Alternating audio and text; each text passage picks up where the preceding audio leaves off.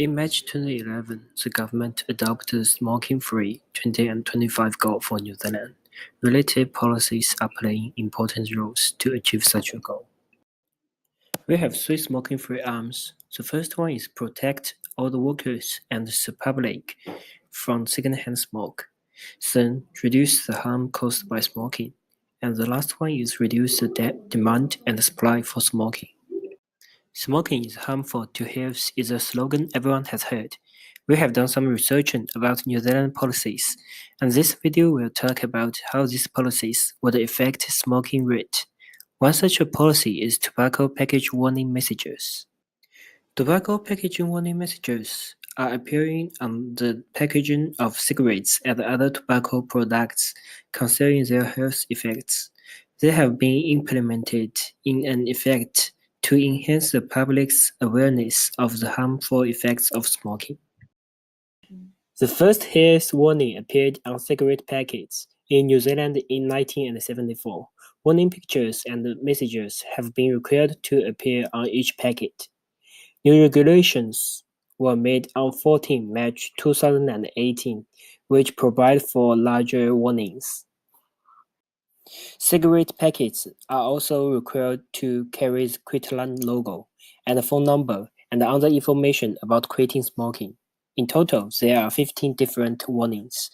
A full list with pictures is available at the New Zealand Ministry of Health website.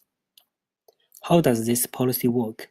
Packet warning increasing consumers' knowledge about the harm of cigarette, and smokers will feel sick when they see the pictures.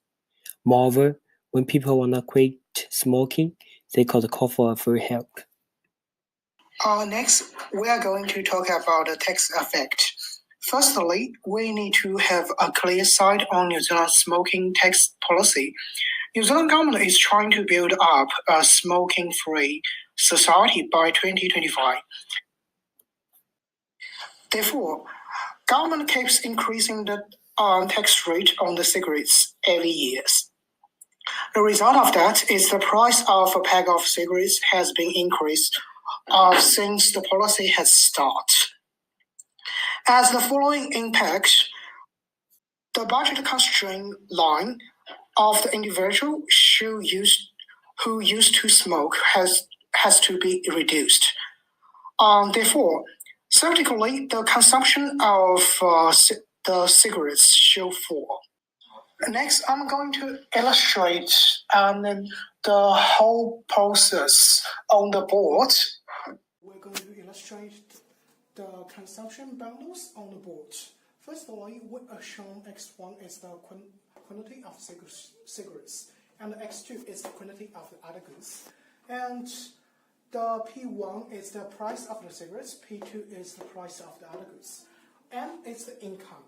And also the equation or the formula for this one is M equal to price 1 times X1 plus price 2 times X2.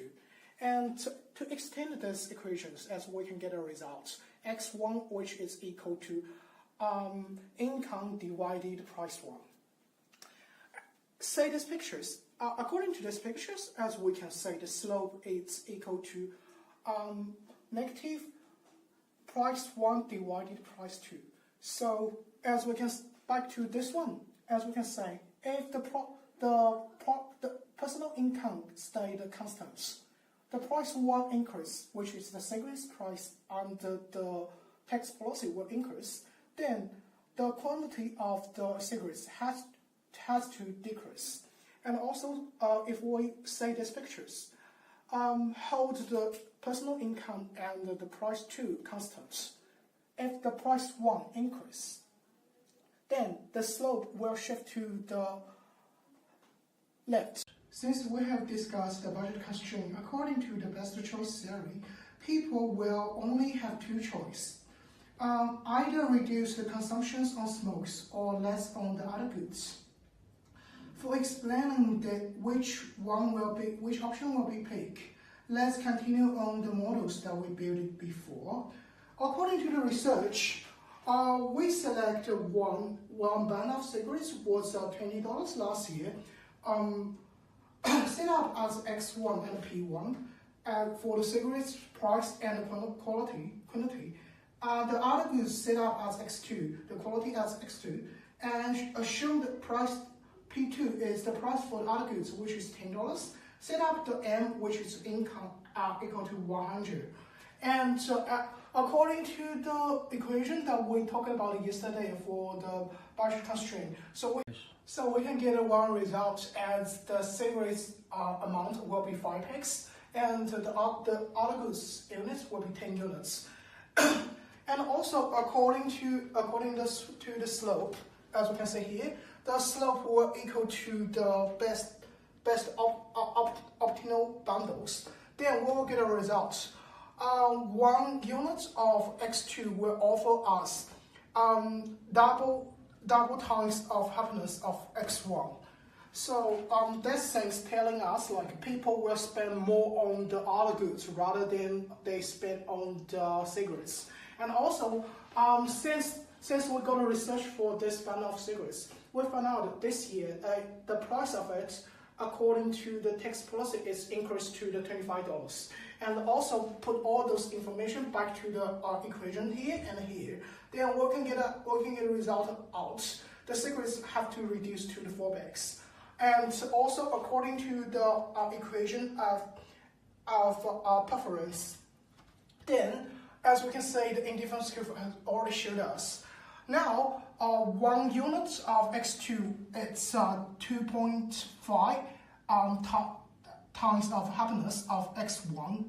So pretty much like, in conclusion, people will spend more on the other goods rather than cigarettes. So pretty much it means the tax policy works. Behavior economics studies human choices through the psychological lens, and the discoveries can be used to add a psychological foundation to our model of consumer choices. Doing so may give us a better prediction of consumer choice and suggest new policy tool. The government of New Zealand is making efforts to make the country smoking-free by 2025, and many economic policies have been introduced, such as increasing the tax of tobacco to improve the cost of smoking. It is important to point out that policies that related to behavior economics can be substantially practiced. Humans are very susceptible to framing effects. The framing effect is an example of cognitive bias, in which people react to a specific choice in different ways depending on how it is presented. For example, losses and gains. People tend to avoid the risk when a positive frame is presented, and people tend to seek the risk when a negative frame is presented. This indicates that focusing on the positive side of quitting smoking can be influential, compared to concentrating on the consequences of smoking. Based on the information we have mentioned, a new policy can be introduced refers to the gain-the-freed method. Recently, the information on the packaging of cigarettes is primarily loss-framed, such as damaging the health. However, we prefer to advocate the positive sides of quitting smoking.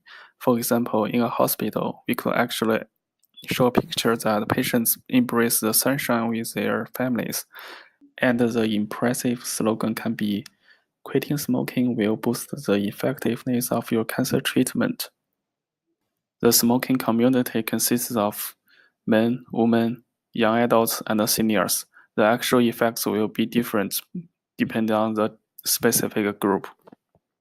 The study shows that among the smokers, both the intention to quit smoking and the level of nicotine dependence will influence the degree to which positively and negatively framed messages influence intentions, attitudes, and perceived behavior control related to smoking cessation. Specifically, when nicotine dependence and the intentions to quit were both high, a negative frame tend to work best. On the other hand, a positive frame are more effective when nicotine dependence or the intentions was low.